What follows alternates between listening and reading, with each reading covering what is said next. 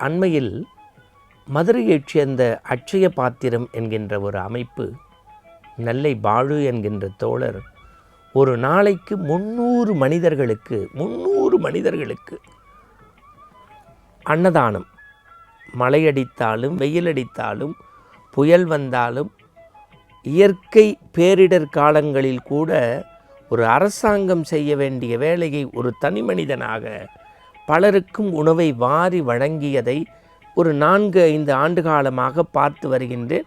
அண்மையில் கூட பல்வேறு பத்திரிகைகளில் தானம் வழங்கிய செம்மல் என்று அவரை பற்றியெல்லாம் கட்டுரைகள் வந்தது.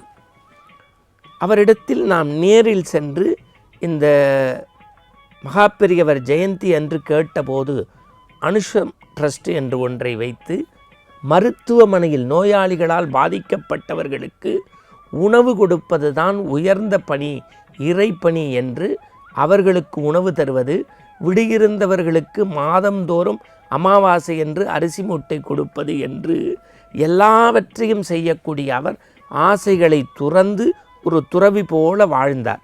இந்த செய்தி எதற்காக இன்றைக்கு சொல்கின்றேன் என்றால், ஆசைகளை துறப்பவன்தான் மனிதன் என்பதை இந்த மண்ணுக்கு சொன்னர்தான் கௌதம புத்தர்.